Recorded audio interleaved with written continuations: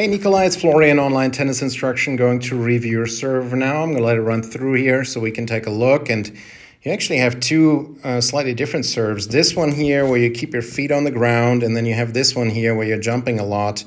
And let me tell you, you want to completely forget about this one here where you're jumping a lot. That brings you zero power at all.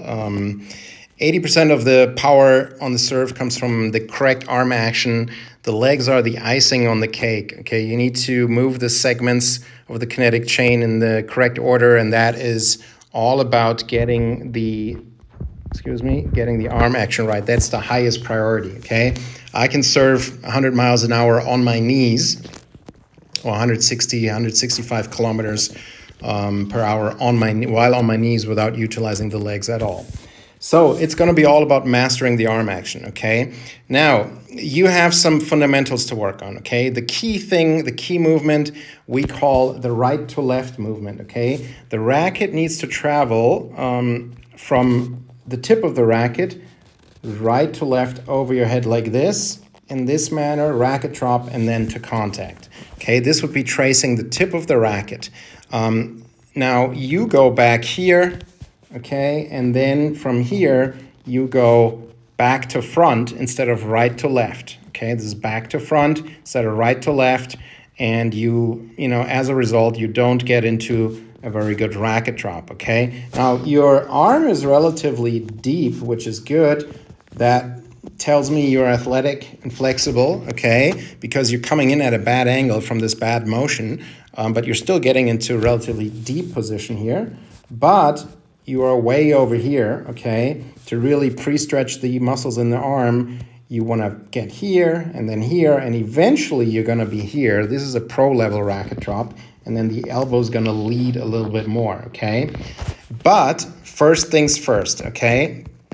Now, another thing to point out, your grip is not a real serve grip, okay?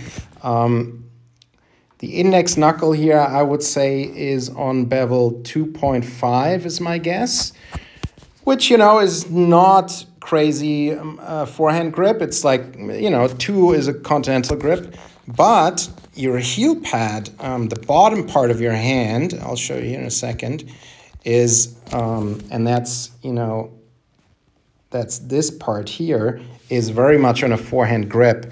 And we can see that by the line of the knuckles here being like this. It should be more like this, the line of the knuckles. So the bottom part of the hand needs to move up, the heel pad, and, you know, at least half a bevel in the long run, maybe one full bevel. And then in the long run, you also want to move the index knuckle up half a bevel to bevel 2. So, you know, it's a big question now. Do you do a grip change or not? All the things I'm going to talk about now, the correct arm action, can to a certain extent be worked on even with your grip. But in the long run, you know, I would recommend a grip change. And to make a grip change, we're actually, I'm going to link up, we have 2 videos on how to make a proper grip change. These are in the forehand course, okay? I'm going to link that up for you. That's just where I show how to draw the lines on the grip so that you have reference points, and you need wide over grips and draw the lines if you want to make a grip change, okay? So don't wonder why it's in the forehand course, okay? The principles are exactly the same. I'm just explaining how to draw the lines and so forth. Check out the grips video on the serve blueprint under fundamentals, okay? Grips. There you'll see, you know, index knuckle and heel pad positions and how they need to be on bevel 2 in the long run. If you do make a change, as I said, probably half a bevel in this direction and half a bevel in this direction in the beginning is enough, or maybe even only half a bevel here, and keep this part, the index knuckle, for now and kind of do it step by step. If you go all the way to a continental grip on your heel pad and index knuckle right away, you're going to struggle. It's going to feel very awkward getting used to that new grip. Now, I'm going to do a comparison here where I can better show you the key motions of the hitting arm.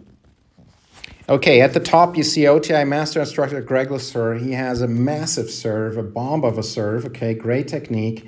And I'm going to show you now how this looks. Okay, so this is the first key position you have to get into. We call this a half serve position. It's the line of the shoulders until the elbow.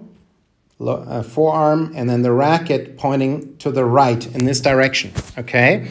You need to get into that position. See, you are getting into this position here, the racket pointing this way. So you first need to get into this position here at the top. Then, one second, the elbow here, and this is important, see how the elbow is much further in this direction compared to for you, okay? Your elbow is now, you know, here. It's too high and it's too far to the right, okay?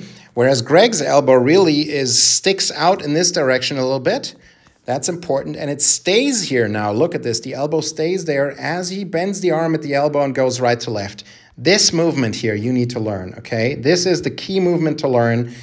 Grip change or not, you need to learn this movement, the right to left over the head like this, okay? And then, you know, you get here, all right? And then, you know, Greg will lead with the elbow and gets into this racket drop position here, you know, like this. And then the elbow here is leading, okay? Which is very different to, you know, what you have here, you know, obviously with the racket all the way here. Also, you have the open racket face, okay? Now, there's a video on common problems of the serve blueprint called Open Racket Face. Please look at that, okay? That's one video to look at. And then, Nikolai, you need to go through the quick start, the 10-day quick start, step by step, and really follow Greg's directions here. He teaches the 10-day quick start.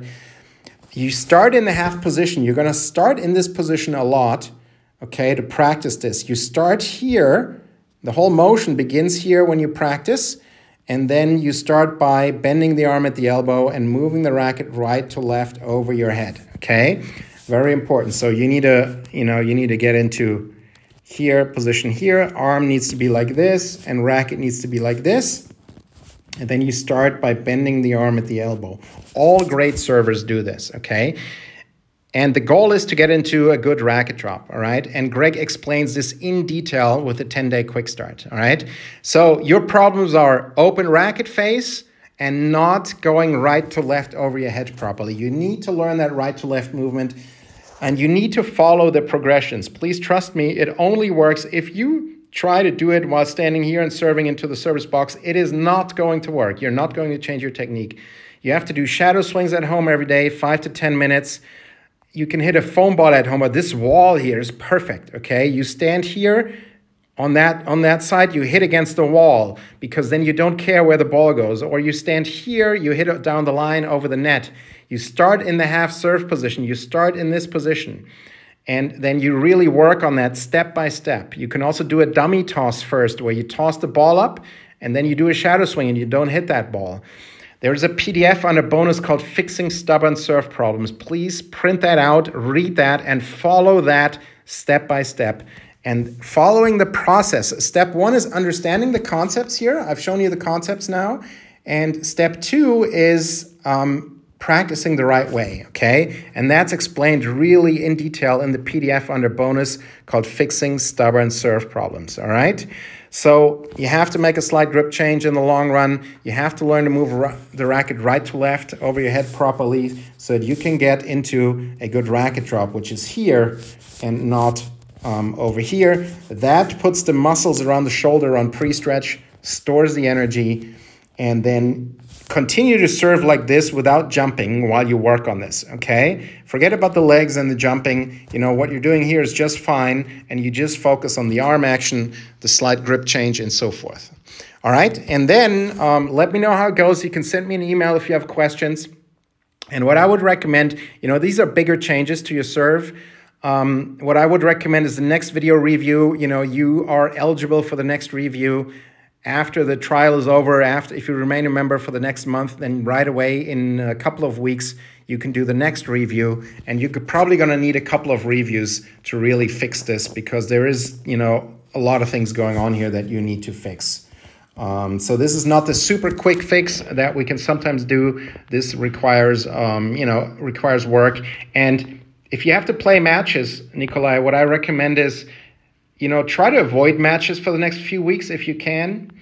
If you have to play matches, think of it as having 2 serves. One is your old serve. Okay, it's this one. You just hit your old serve. Just get the ball in play while you play your match.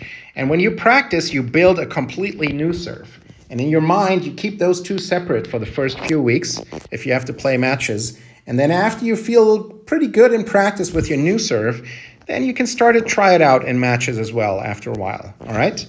So that's it for now. Send me any questions via email, and we're here to help, but you will probably need a couple of video reviews to really develop this serve into a weapon. But we've had a lot of players like yourself that had to make bigger changes and get it done over the course of 2-3 months of regular practice, sending in videos for review and so forth. Bye.